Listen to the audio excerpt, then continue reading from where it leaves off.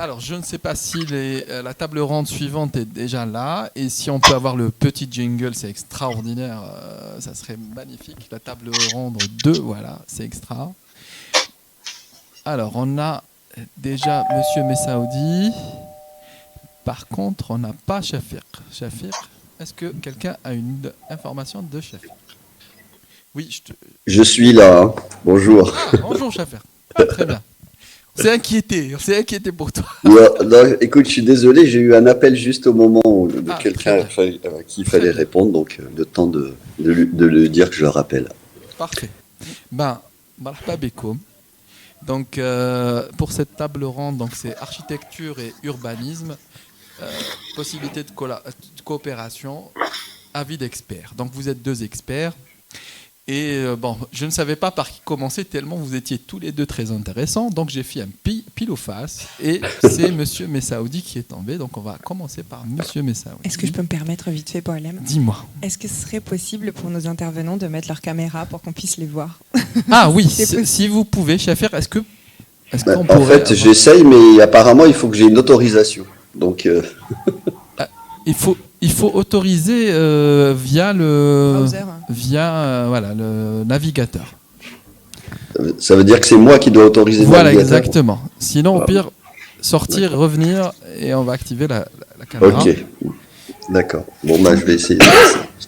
Très bien. Donc, entre-temps, je vais alors commencer par notre monsieur Lounès Messaoudi. Donc, je vais commencer par une définition. Bon, je ne suis pas, donc je vais vous laisser votre temps de réponse parce que peut-être que je me trompe. Hein. Donc, en fait, j'ai fait des recherches. Hein. Donc, en cherchant bien, j'ai trouvé des conférences. Et Monsieur Messaoudi, vous m'avez personnellement fait voyager. Quand je dis voyager, donc j'invite déjà l'assistance à voir cette conférence, notamment celle de l'ENSA. Vous nous faites voyager à travers le temps, vous nous renvoyez vers Carthage en 2800 avant Jésus-Christ. Vous nous dites que dans notre région déjà, on avait de l'architecture et qu'elle était très développée. Si on prend le port de Carthage, c'est une œuvre architecturale majeure avec une technicité pour l'époque révolutionnaire. Donc, vous nous dites aussi que c'était 100 ans avant Rome. De là, vous nous projetez, vous m'avez encore fait voyager, vous m'avez renvoyé encore quelques années plus tard, bon, bien plus tard, vers la Casbah d'Alger. Et la Casbah, avec cette magie, je veux dire, algérienne, avec cette structure architecturale, et ces patios, cette gestion de l'air et de l'eau. C'est mes mots, hein. Je vous laisserai retranscrire par vos mots. Vous êtes des artistes et je ne pourrais pas retranscrire ces mots. Donc, à la Casbah, vous avez même cité Le Corbusier et sa vision de la Casbah. Ensuite, vous nous avez encore renvoyé vers un temps un peu plus contemporain, c'est-à-dire aujourd'hui, avec les différents champignons qu'on voit un peu partout, ces bâtiments. Et là, vous êtes architecte militant au milieu de ces bâtiments et vous faites du vieux, du neuf avec du vieux. C'est-à-dire que vous transformez ces bâtiments pour faire des plus beaux et bien sûr avec une architecture plus moderne et plus moderne et plus d'actualité. Bon. Donc, je ne sais pas, je rajouterai que vous étiez membre de la diaspora et ça fait 15 ans que vous êtes rentré en Algérie. Et donc, vous avez des projets un peu partout. Je reviendrai sur cela dans la prochaine question, mais j'aimerais bien que vous vous présentiez. Voilà. Merci beaucoup. Merci. Bonjour à tous. Et merci d'avoir pris le temps de regarder la conférence et puis de prendre toutes ces notes. En fait, par rapport à la maîtrise de l'art de bâtir, j'ai constaté qu'il y a une espèce, si on peut appeler ça une amnésie, comme si on n'a jamais su bien faire les choses.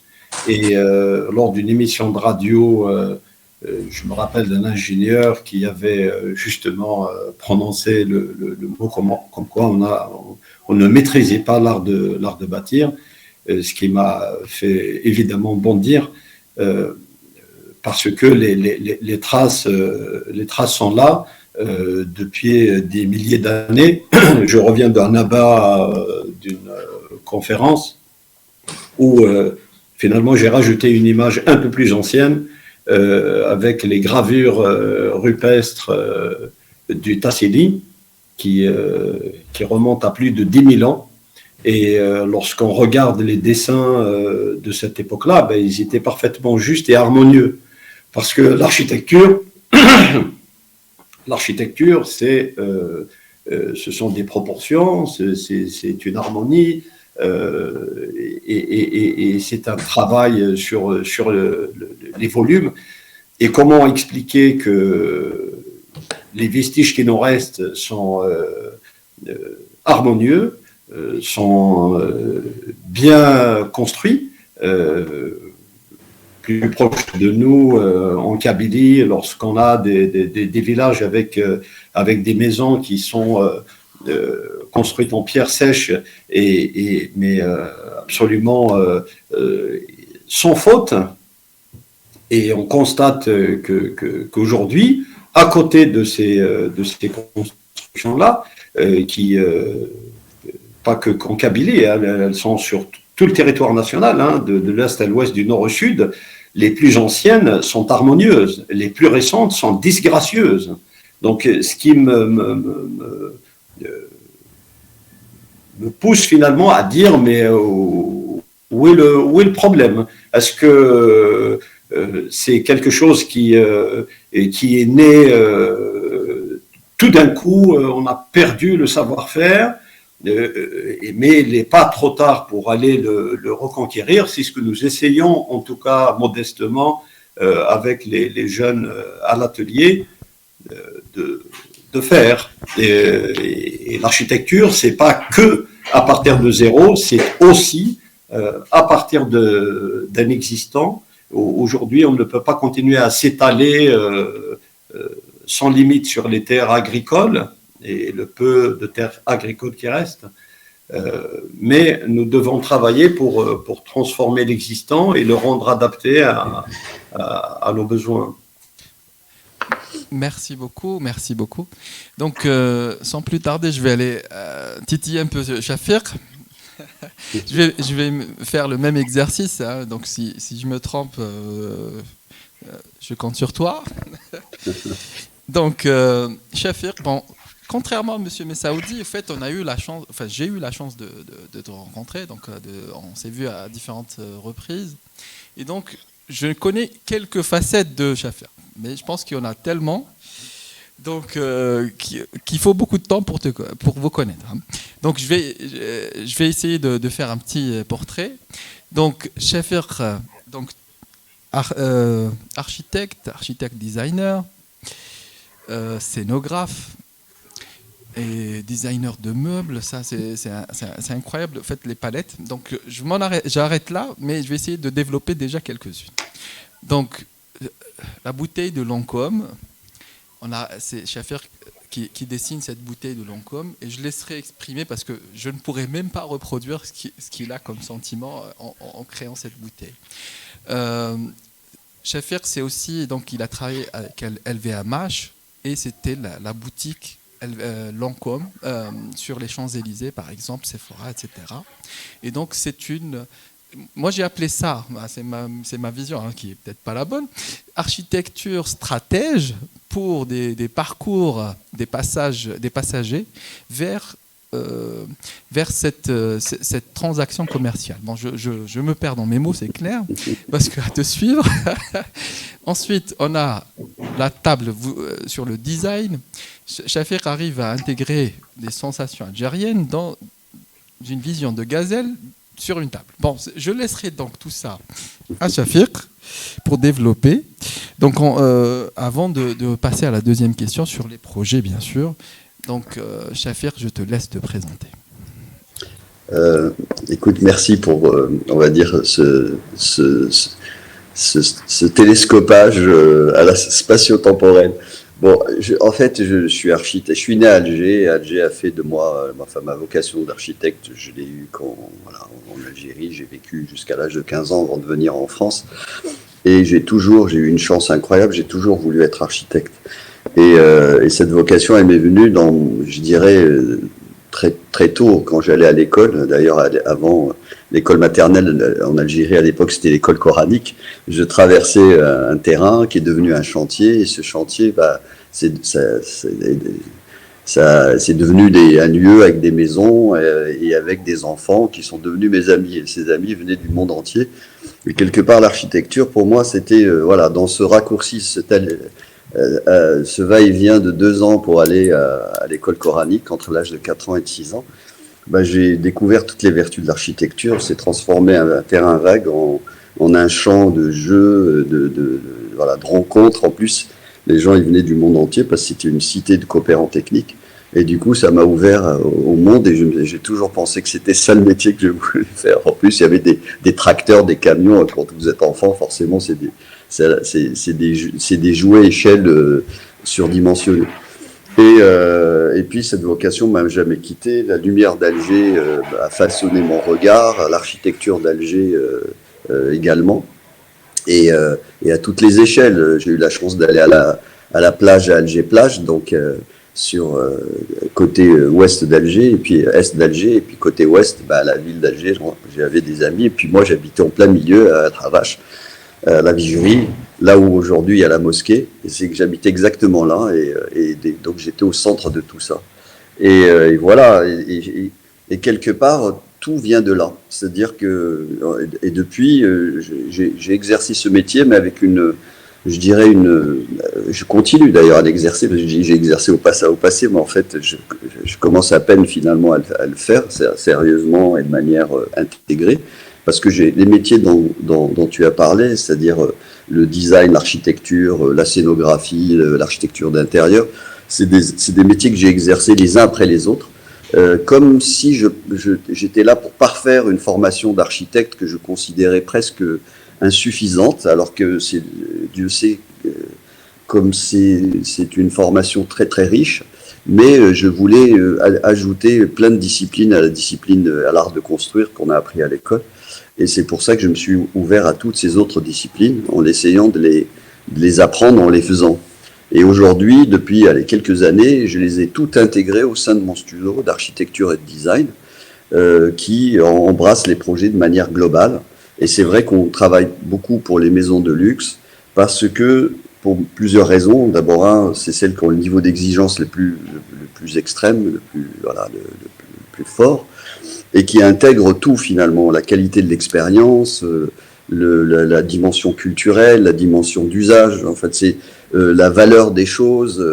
Et puis, en plus, il y a une volonté d'intégrer les choses, d'intégrer les projets dans un temps long, et qui va très bien avec mon esprit à la fois d'architecte, mais aussi d'Africain, de Berbère. Nous, on fait les choses pour que ça dure, on ne fait pas les choses un peu de manière futile. Donc voilà, on y met du sens et de la profondeur, et finalement, on va dire, cette façon de penser, de ressentir les choses, fonctionne et rentre bien en résonance avec ces maisons de luxe. Donc voilà, un peu rapidement, un peu comment, voilà, d'où viennent les choses et comment est-ce qu'on les orchestre. Parfait, merci Chafer. Bon, je reviendrai vers toi avec les coopérations, etc. sur des projets.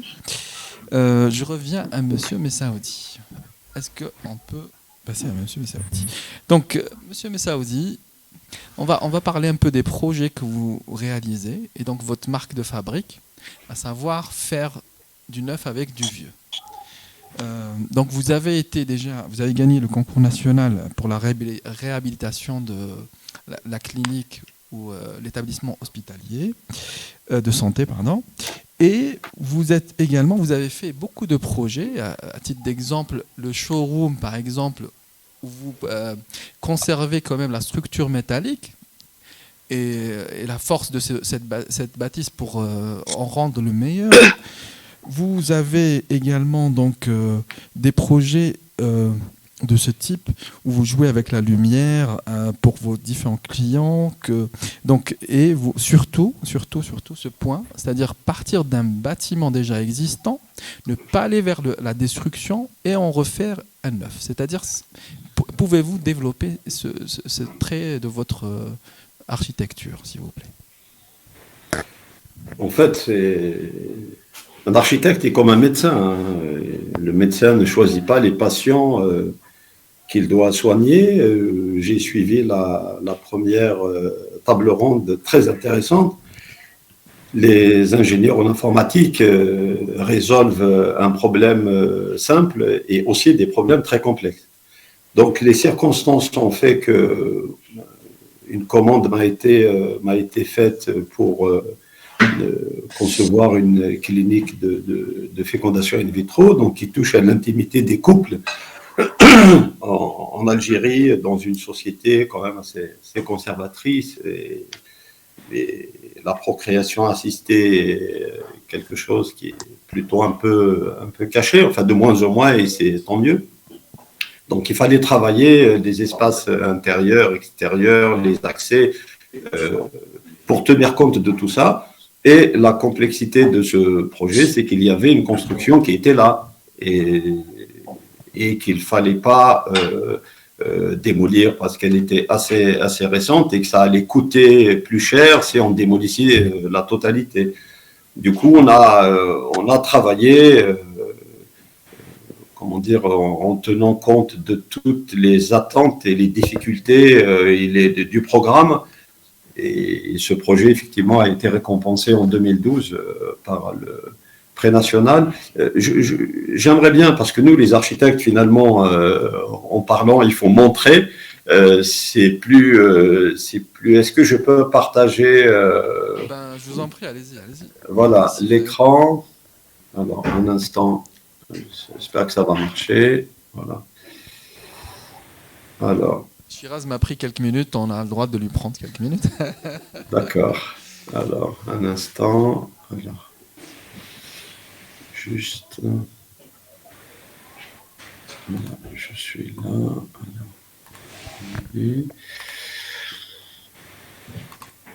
une fenêtre. Voilà. Donc finalement, ce qu'on disait départ, voilà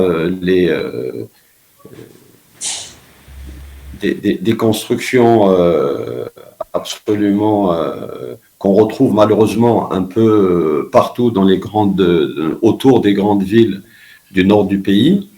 Et les images que vous voyez là en noir et blanc sont des constructions sur lesquelles nous sommes intervenus. Par exemple, la clinique que je vais vous montrer, il fallait composer avec cette construction-là. Donc la voici, dans son état existant, et la construction terminée. On a eu encore à travailler sur d'autres constructions. Celle-ci, c'est à l'ouest du pays, c'est en Achlef, avec cette construction-là que nous avons transformée. Et là, pour le coup, là, vous ne voyez que l'extérieur, mais si vous allez sur notre site internet, vous avez tous les plans de l'existant et de ce que nous avons fait, avec des erreurs de conception de départ. Par exemple, pour cette construction, l'escalier n'était pas au bon endroit. Donc, il a fallu démolir et changer d'endroit à l'escalier. Ça, c'est une autre construction. Il y a déjà, ça commence à dater parce que, comme vous avez dit, ça fait 15 ans que je suis rentré en Algérie. Avec les premières années, je travaillais sur les deux pays, à Paris et à Alger. Et ensuite, je me suis rendu compte, comme l'avait dit Kamel au début, que c'était énormément d'énergie, énormément de temps. Il fallait prendre quasiment des fois l'avion 2 fois par semaine et c'est très très difficilement gérable. Du coup, je n'ai travaillé principalement après qu'en Algérie. Et je voulais aussi simplement dire que ce projet-là de clinique donc a été récompensé et nous venons de recevoir aussi un prix pour des bâtiments qui sont à Azazga, à Tizi Ouzou, qu'on avait aussi pris en cours de construction. Donc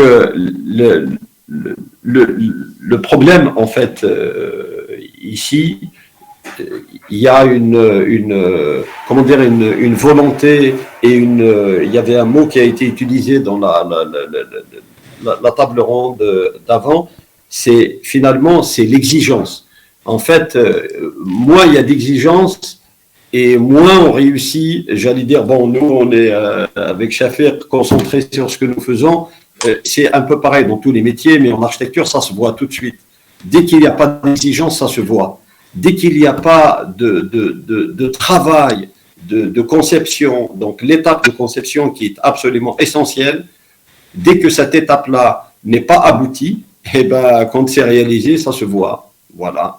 Donc malheureusement, on est très triste lorsqu'on c'est cette exigence-là en fait qu'il faut mettre dans la tête de nos jeunes. Et puis il faut que nos décideurs au niveau de la gouvernance comprennent que moins on passe de temps à réfléchir, moins on fait bien les choses, c'est tout. C'est comme ça, c'est une équation qui est... ils doivent prendre... avoir une prise de conscience. Ça rejoint le temps lent que Chafir parlait tout à l'heure, le temps lent pour des projets à maturer sur des périodes plus longues. Je vais rebondir sur Chafir. Et bon, on vient de voir M. Messaoudi qui est sur Alger et qui fait des projets sur Alger. Moi, je voudrais revenir sur Chafir en 2004, entre 2004 et 2008, donc une période où tu étais sur Alger. Donc, concours pour la réalisation du MAMA, travaux sur la ville d'Alger. Je ne sais pas exactement la date, mais il faut me rappeler ça. Et donc, présence sur Alger. Comment est-ce que tu peux nous donner plus de détails sur cette présence physique? En fait, en 2004, j'ai travaillé à l'époque pour le groupe LVMH. J'avais à la fois mon studio, mais pour lequel objectivement j'avais pas beaucoup de temps parce que j'étais missionné, j'étais à la fois le directeur de la création de Sephora et le directeur du concept de Sephora pour le monde entier, donc je passais mon temps, j'avais 3 équipes dans le monde, enfin c'est une vie assez intense, faite de voyages et de rencontres, mais aussi de beaucoup d'obligations liées à, d'obligations qu'impose le fait de participer comme ça à un projet, un gros projet dans un grand groupe.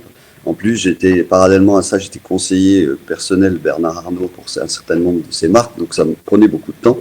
Et au bout de 7 ans, 8 ans de ce monde-là, je me suis dit, au fond, c'est super, c'est très flatteur, c'est très bien, on voyage en Concorde, on décide des projets incroyables, mais en fait, c'est pas vraiment ça que je veux faire. Moi, je veux être utile, faire de l'architecture modeste, être près des gens, etc. Et donc, j'ai décidé de reprendre l'activité de mon studio et pendant les vacances, mes premières vacances en Algérie, j'ai rencontré Halim Faidi.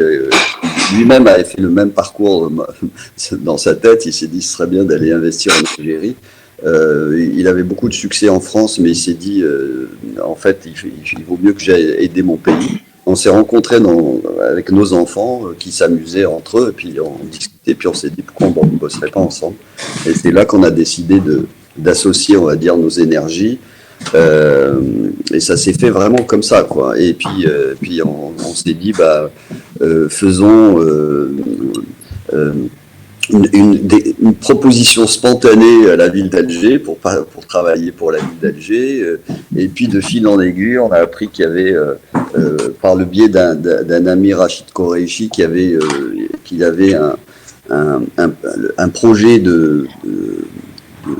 autour des grandes galeries, des nouvelles galeries algériennes. Et il y avait, et nous, Rachid Koreichi, artiste artiste national de renommée internationale, a œuvré pour convaincre le ministère de la Culture de l'époque de transformer le musée, les nouvelles galeries en musée d'art moderne. Ce qu'il a réussi à faire. Et à ce moment-là, il y a un concours qui a été lancé sous l'égide du ministère de la Culture. Et on a eu la chance de le gagner avec Halim Faïdi. Et d'ailleurs, on s'est mis avec d'autres talents, c'est-à-dire qu'on s'est regroupé à plusieurs, effectivement sous l'autorité architecturale de Halim et de moi-même. Et d'ailleurs, on avait préparé ce projet à Paris parce qu'on avait à disposition un certain nombre de talents, de compétences, etc. Et on l'a fait au sein de mon studio. Et on a présenté un projet qui va au-delà d'une restauration, c'est-à-dire qu'on avait vraiment une espèce de vision sur Alger où on a imaginé un projet en plusieurs étapes. Première étape, c'est la restauration du lieu et ce qu'on a appelé l'étape blanche, c'est-à-dire la remise en blanc du projet. D'ailleurs, on a créé une couleur spécifique pour ce projet-là. Et donc, c'est un projet d'une très grande humilité, c'est-à-dire qu'on a juste déplacé l'escalier, c'est-à-dire pour pouvoir réorganiser le parcours. Et donc, le premier, c'est vraiment une phase, je dirais, de restauration et de respect du lieu. Et puis après, une phase 2, qu'on appelait la phase noire, donc la phase blanche, et puis la phase noire ou la dark. La phase noire, c'était une pièce, c'est-à-dire qu'il y avait une pièce complémentaire et une phase complémentaire où il fallait, pour exposer toutes les œuvres numériques et les installations qui avaient besoin d'obscurité. Donc, et puis après, il y a une troisième phase qui était la phase rouge et qui était sur les toits, puisque les toits d'Alger, historiquement, ils étaient en tuiles rouges. Et donc l'idée, c'est de rouvrir les toits et de les rendre accessibles pour qu'il y ait des expositions temporaires sur les toits. Et puis après, une phase 4, c'était de reconnecter les toitures d'Alger, c'est-à-dire de faire un parcours culturel à travers les toits d'Alger, et qui nous menait de place en place en passant par des maisons, donc avec un travail, je dirais, structurant sur la ville d'Alger. Donc c'est vraiment un projet sur plusieurs décennies et qui implique beaucoup de gens, beaucoup de concertation, un vrai travail à la fois d'architecture et d'urbanisme. Et donc on a vu ce projet comme un projet structurant. Alors malheureusement, il n'y a que la phase 1 qui a été réalisée. Et puis la suite s'est arrêtée, finalement victime du succès de l'ouverture, parce qu'il y a eu un phénomène, je dirais, il y avait un bénéfice politique à dire que voilà, on a le premier musée d'art moderne, je dirais, du monde arabe. Et quelque part, l'argent qui était dédié, aux phases suivantes a été réattribué ailleurs. Et c'est le grand désespoir de ce projet. Dommage. Écoute, c'est vraiment dommage parce que c'est une belle histoire. Par contre, j'aimerais bien qu'on revienne peut-être, si on a un peu de temps, que Shiraz nous laisse un peu de temps, sur le projet de l'hôtel biodégradable qui est j'aimerais bien peut-être que si tu veux qu'on en parle, mais avant cela je dois retourner à Monsieur Messaoudi. Monsieur Messaoudi, vous êtes là encore? Je vous vois pas. Oui. Très bien. Je ne sais pas. On vous voit plus là. Moi je le vois. C'est bon. Ah bon. Écoutez, attendez, je réactive. C'est bon. Est-ce que ça va? C'est bon. Là, c'est d'accord. Bon. En fait, j'ai pas beaucoup de temps. Alors, je voulais aborder. Je te laisse encore. Tu me laisses 4 minutes, s'il te plaît. Donc, la question que je voulais aborder, c'était la formation. Je m'excuse pour surtout Sherazade et Ifaz qui est au Canada, qui est à 4h du matin, 5h. Donc, je m'excuse. Donc, pour la formation, c'est-à-dire que vous prenez beaucoup de temps à former vos collaborateurs et vous utilisez des techniques comme la réalité augmentée, etc., donc tout ce qui est 3D. Donc, parlez-nous de ce volet, c'est-à-dire que quelqu'un de la diaspora qui revient et qui lance son cabinet, qui fait du transfert de savoir et de partage de compétences avec vos architectes dans l'atelier. Voilà.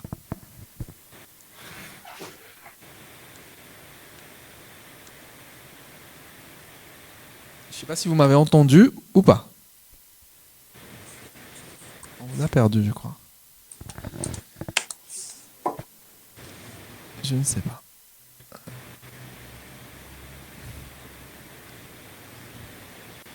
un atelier à Alger, avec les difficultés que tout le monde connaît pour avoir l'agrément à l'ordre des architectes. J'ai mis 8 mois. Pendant ce temps, je travaillais en France. Bon, c'est comme ça. 6h08 pour un événement qui commence à 9h30.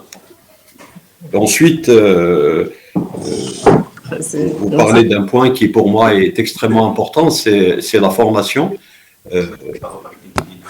Le plus gros décalage que peut rencontrer la diaspora en venant dans le pays, pas que dans notre pays, dans toute l'Afrique, c'est que voilà, l'être humain s'adapte plus facilement lorsqu'il y a une exigence plus forte que le contraire. Donc, quand on arrive, qu'on a l'habitude d'avoir des cahiers des charges extrêmement précis, avec des questions très précises, des orientations claires, et on arrive en Algérie où les cahiers des charges sont pas complets, manquent d'éléments précis. Donc, vous imaginez bien qu'on vous demande de répondre précisément à une question qui ne l'est pas. C'est un peu compliqué. En Algérie, on a aussi quand même un énorme problème dans la formation des architectes et des concepteurs. On parle là des architectes, c'est que les architectes formateurs dans les départements d'architecture et à l'EPO de l'Harrach, on leur interdit de travailler. On leur interdit de travailler. Alors, vous imaginez former des médecins par des professeurs à qui on interdit de pratiquer à l'hôpital. Ça n'est juste pas possible. Et ben, on a réussi à le faire en Algérie. Donc, nous formons des architectes par des architectes qui ne travaillent pas. Donc là, il y a un véritable décalage. Du coup, au sein de notre petit atelier, énormément d'importance et énormément de temps. C'est-à-dire que... Oui, pardon. Non, c'est-à-dire s'il y a Shiraz qui est en train de me faire des gestes, donc je dois... Ah, d'accord. Non, c'est simplement... vous avez parlé de réalité virtuelle et autres, ce ne sont que des moyens de représentation. Très bien. Donc, l'architecte a toujours la feuille blanche et son crayon en train de chercher ses idées. Ensuite, il a la maquette en carton et ça restera toujours un élément de représentation extrêmement important. Ensuite, évidemment, l'informatique et de pouvoir visiter un projet alors qu'il n'existe pas, nous la pratiquons à l'atelier depuis maintenant de nombreuses années et nous recevons des maîtres de l'ouvrage privés avec leurs épouses qui visitent le projet avant qu'il n'existe. Et ça, je veux dire, les Algériens sont prêts, mais il faudrait que cette exigence-là, oui, enfin, il faut qu'il y ait le temps, finalement, lorsque je donne beaucoup d'importance au temps de conception, c'est-à-dire que quand il y a des concours qui sont lancés publics et on donne un temps de 25 jours ou de 30 jours pour rendre le concours, ben, il faut refuser de participer à ça parce qu'on n'y arrivera pas. Voilà. Merci beaucoup, monsieur Messaoudi. C'est la dernière question, Shiraz. Et pour notre dernière table ronde, je m'excuse encore une fois pour le retard qu'on a pris. Donc, Chafir, ma dernière question, c'est... en fait, on avait échangé, et tu m'avais parlé de l'appartement qui devrait servir d'atelier, qui n'est pas encore fini. Et donc, ma question, elle est simple. Qu'est-ce qui va pousser Chafir à terminer cet appartement et avoir une activité de nouveau en Algérie?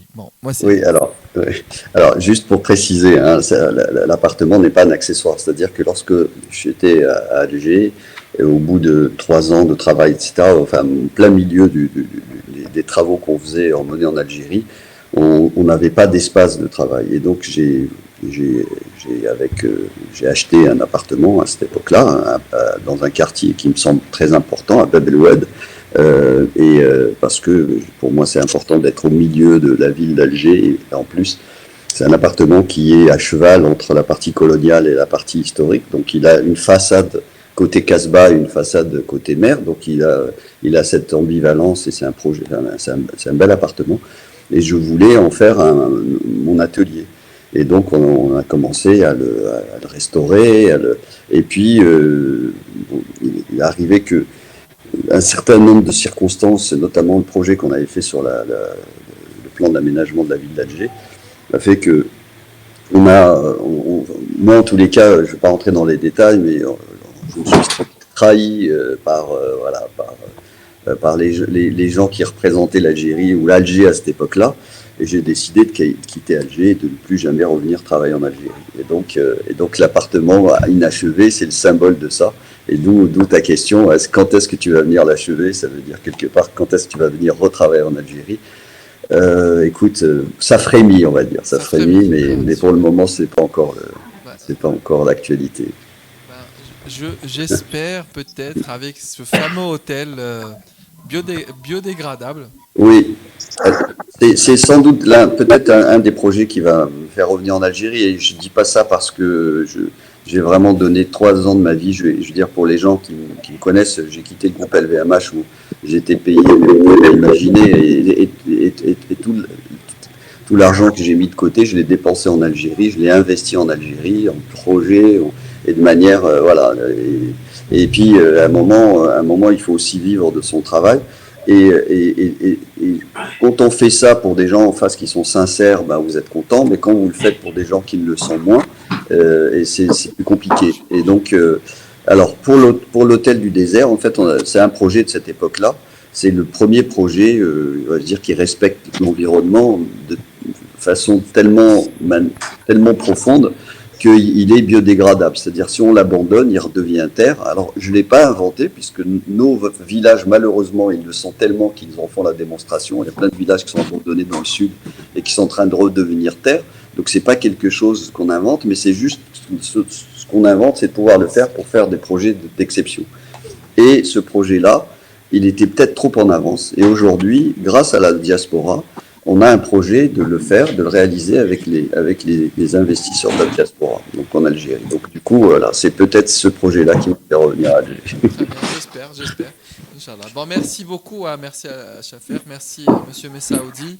Merci. Je dois rendre la parole parce que là, sinon Shiraz va m'exterminer.